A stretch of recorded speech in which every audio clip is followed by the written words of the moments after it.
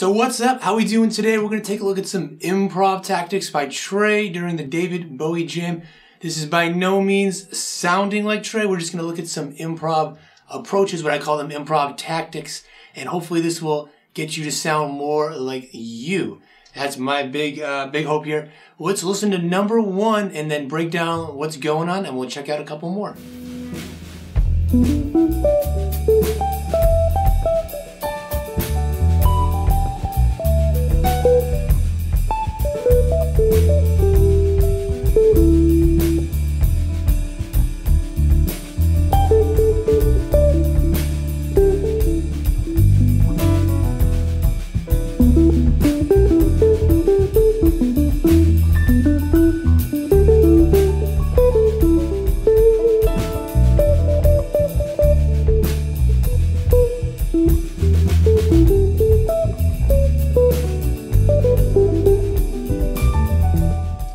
So this is Improv Tactic number one, playing out. Very, very broad term. Maybe I gotta have a sub-tactic title for this one too. I gotta come up with it. But as we go along, if you got any ideas, just let me know in the comments below. Always looking for ideas, and naming things is not my strong point. But this is playing out. So this is not necessarily playing all these crazy scales, this and that. We're gonna look a little later at some different note options. But a lot of playing out has to just do with how you play the notes that you already kind of have at your disposal. What is that? Well, this is an E minor jam. It just revolves around E minor. But of course, Phish, especially in this jam, they can take it way, way out. They always bring it back to that big climactic, ending there, climbing up. But within it, it can go anywhere. So you can always keep that in mind. But it revolves around E minor, starting and usually throughout most of it. And specifically the scale is E Dorian, which that is the same as the E minor scale if you don't know, just with a raised six. So instead of, which gives you more of a minor sound, that flat six, it's just a raised six. And that is if you get into like, well, what's the major scale it's based on, if you know this stuff. If you don't know this, don't worry, it can be confusing, but it's the D major scale. So if you already checked out my most popular Phish track, Harry Hood, the jam, right? That is just D major. It's just ripping it up in D major. And well, this is the same exact thing. This is just focusing on E. You think like, how could the David Bowie jam, Harry Hood jam be the same thing? Same notes. It's just focusing on that D.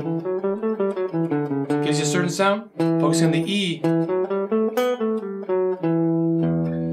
gives you a different sound. So they sound drastically different. Oh, to the average listener, probably, the average person, they'd be like, it sounds the same to me. It sounds like garbage. I hate, what is this weird music? But to us, Phish fans, right, it's the most beautiful music. And again, one is very majorous, one is minor, same notes. Anyways, with that being said, what am I doing here? I was just taking it out there, right? Bringing it back to what we're looking at here. I was playing in that example, not even E Dorian. I was just playing the E minor pentatonic, pretty much right here. Maybe I moved up here for a second, but just right here. And I wanted to make a point that to sound out, you don't need crazy out scales. You can just do like the most basic scale, the minor pentatonic scale. It's like the first scale a lot of guitar players learn is the E minor pent, right? But it's how you play. So instead of just playing up and down it, try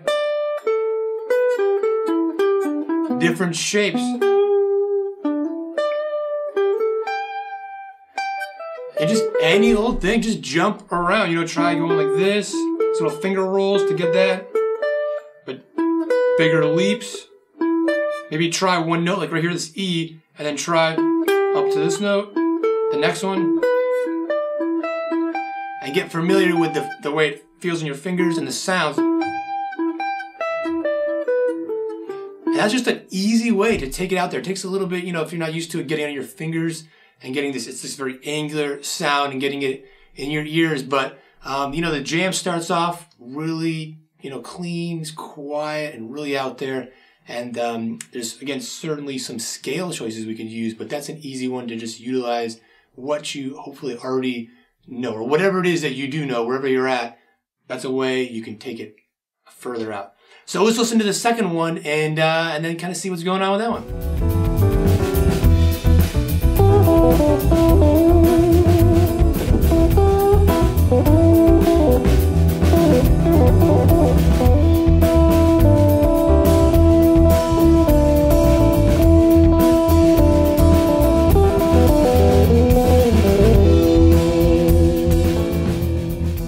So this improv tactic I call climbing. It's always this, tension-filled, moment in the jam where it's like it's just kind of climbing up. And some of their jams, that's all it is. It's just climbing, climbing, climbing. But sometimes it crashes down. It's like a wave. You're riding up the wave. And one way that Trey does this a lot, it's real easy, is just play an open scale. So he's just doing the same thing that was before, E minor pentatonic, but doing it down here. Just like a typical kind of blues, open blues type of thing, right? And that's, it may think like, oh, that open blues sound, that doesn't sound like the David Bowie jam, but he throws that stuff in there. He's doing a lot of blues stuff, just jam players in general, doing a lot of more blues stuff than you might realize and stuff.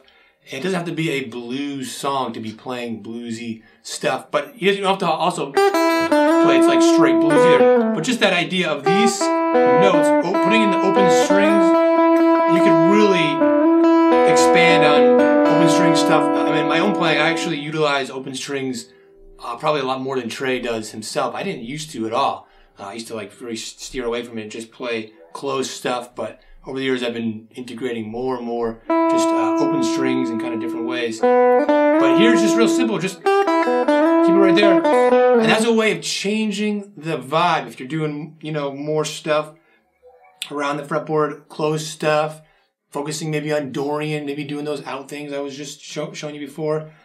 This way it changes it, but it starts to, it's a little simpler, but it starts driving, it starts pushing and climbing up. And it's a way that, again, listen for Trey. He does this in jams all the time.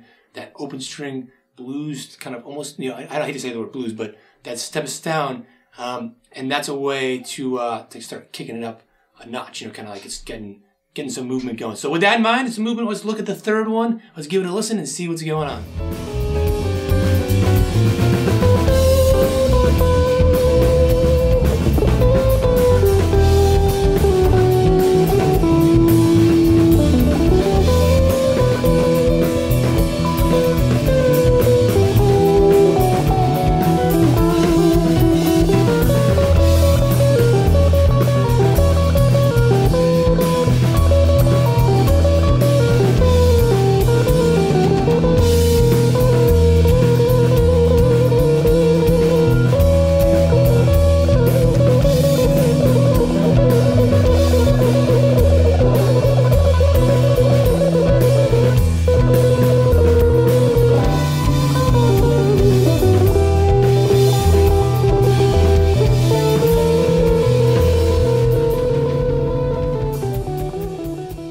So finally, the stuff people are looking for scales. If you're anything like I used to be obsessed with wanting to know exotic scales. I love hearing odd sounds and things, and I used to have so many books about weird scales. And I think like this one from Frank Gambale was, I don't even remember what it was titled, but it was like the craziest scales.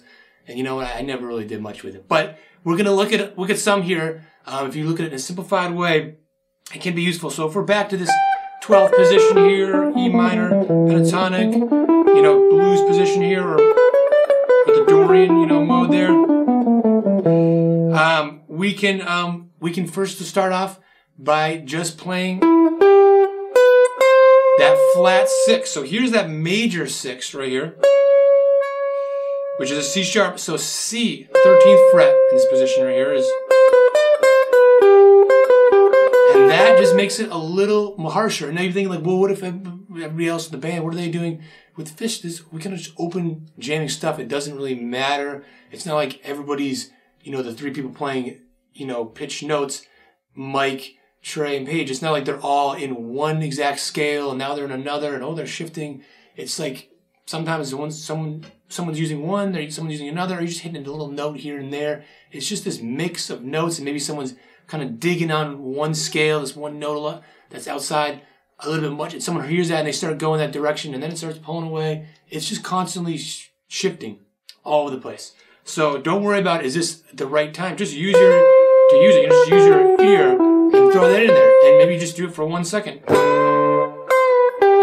up to it or whatever, you know. So using that minor scale, so switching from minor from Dorian, you know, and then mix. It doesn't mean you're necessarily. It doesn't mean that you're just in one now you're there. You can mix and match and weave in and out. So another note is the opposite direction. So here's our fifth.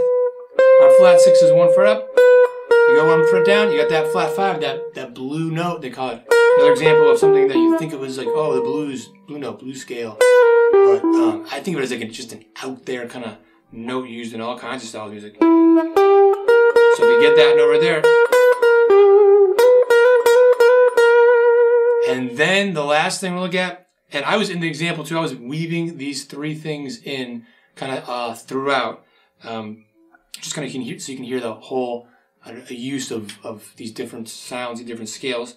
But the diminished triad, so if you start from an E, you go up 3 frets and another 3 frets. Right there, you can even go up another 3 frets, another 3 frets. And it brings you back to the E. So you don't need to know that this stuff, you can go all over the fretboard, but you don't need to know it all over the place. If you just know this one little spot, that's what I was just doing before, just going up E, the flat 3rd, so you get the root, the flat 3rd, the flat 5th. It's one way of getting there. But playing the flat 5th on its own just has a certain, it's a certain sound, that note or other notes, so you play around it. But doing these 3 in a row gives you a very distinct sound. And again, if you want to continue it, we go here to that major 6th, the note from Dorian, and then it will bring you back to the E. So it goes full circle. And of course, if anybody's familiar with Slipknot from the Dead, the whole thing is based around that. And I will make a track. It's like, Help and Slipknot are like the 2 most requested tracks, and I really want to do it, but I just want to make sure I have enough time set aside to really do those really well. So I don't want to rush it, even though I know people are waiting for that. But so that's that sound, but you don't need to play it up a ton. So maybe Trey does this diminished sound a little bit during the David Bowie jams here and there, but it doesn't necessarily go nuts. It could be just he's wailing away. It could be just doing a minor pentatonic type of thing. And then he just quickly throws it in there, backwards, up, whatever. But those are some, some note choices to mess around with. So to recap, to play out, we don't need anything fancy. Just try out what you already know with some unusual shapes, and to get that climbing effect kind of halfway through, or whenever you want to start climbing the jam, you can just do that open stuff. Utilize that as like a change of sound, change of tone and approach. And then to play out again, to take it even further out, you can use different things like playing the flat 6, the minor scale, the flat 5, and then you can take it further by making it a full diminished arpeggio. And of course, you could mix and match and play weird shapes within that stuff as well. And that's a way of taking it out. So we went out, we went back in by climbing up, building tension, and we took it back out. And if you want to try this stuff out yourself, try playing around with this track over here. You can try it all out right now if you got your guitar. Why wait? And have fun with it. I'll see you in the next video.